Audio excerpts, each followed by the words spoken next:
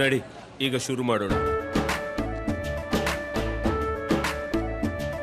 ಕೇಸರಿಯಿಂದ ಮನೋಲ್ಲಾಸ ಮನಸ್ಸು ಮತ್ತೇರಿ ಕುಣಿದಾಡಿದೆ ನೋಡು, ಮನಸ್ಸು ಮತ್ತೇರಿ ಕುಣಿದಾಡಿದೆ ನೋಡು. ಕ್ಷಣ ಕ್ಷಣವೂ ಆಚರಿಸಿ ಕೇಸರಿ ಹಬ್ಬ. ವಿಮಲ್, ಬಾಯಲ್ಲಿ ಹೇಳಿ ಕೇಸರಿ. ಬೌರಿಂಗ್ನಲ್ಲಿ ಪ್ರಜ್ವಲ್ ಮೆಡಿಕಲ್ ಟೆಸ್ಟ್ ಅಂತ್ಯ. ಕೋರ್ಟ್ ಮುಂದೆ ಹಾಸನ ಸಂಸದ ಹಾಜರ್. 15 ದಿನಗಳ ಕಾಲ ಕಸ್ಟಡಿಗೆ ಕೇಳುವ ಸಾಧ್ಯತೆ.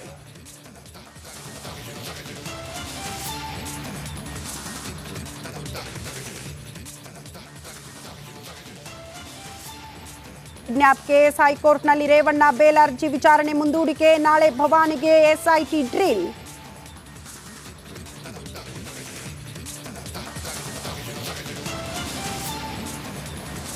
ಸರ್ಕಾರಕ್ಕೆ ವಾಲ್ಮೀಕಿ ಹಗರಣದಿಂದ ಸಂಕಷ್ಟ. ಭ್ರಷ್ಟಾಚಾರದಲ್ಲಿ ಸಚಿವರ ತಲೆದಂಡ ಪಕ್ಕ.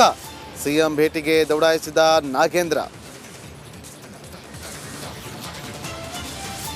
ಚಂದ್ರಶೇಖರನ್ ಸಾವು ಬೆನ್ನಲ್ಲೇ ಸರ್ಕಾರಕ್ಕೆ ಆಘಾತ. ಬಿಲ್ ಆಗದಕ್ಕೆ ಗುತ್ತಿಗೆದಾರ ಸೂಸೈಡ್. ಡೆತ್ ನೋಟ್ ಬರೆದಿಟ್ಟು PS ಗೌಡರ್ ಆತ್ಮಹತ್ಯೆ.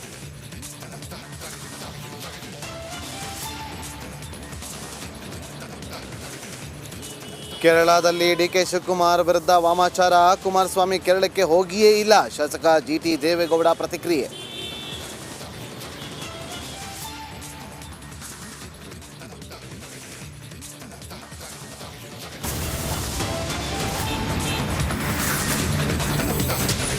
SIT ಪ್ರಜ್ವಲ್ ರೇವಣ್ಣನನ್ನ ತಡರಾತ್ರಿ ಬಂಧಿಸಿ ಏರ್ಪೋರ್ಟ್ನಲ್ಲಿ SIT ಕಚೇರಿಗೆ ಕರೆದುಕೊಂಡು ಬಂದು ಬೆಳಗ್ಗೆಯಿಂದ 2 ಗಂಟೆ ಕಾಲ ವಿಚಾರಣೆ ನಡೆಸಿ ಆ ಬಳಿಕ ಸುಮಾರು 1 ಗಂಟೆ ಸಮಯದ ಸರಿಯಾಗಿ ಬೌರಿಂಗ್ ಆಸ್ಪತ್ರೆಗೆ ಮೆಡಿಕಲ್ ಚೆಕಪ್ಗೆ ಅಂತೇಳಿ ಕರೆದುಕೊಂಡು ಹೋಗ್ತಾರೆ.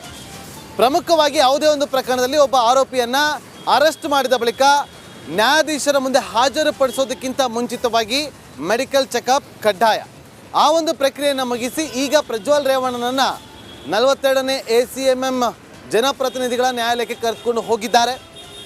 ಈಗ ನ್ಯಾಯಾಲಯದ ಆವರಣದಲ್ಲಿ ಪ್ರಜ್ವಲ್ ರೇವಣ್ಣನನ್ನು ಕೂರಿಸ್ಕೊಂಡಿದ್ದಾರೆ.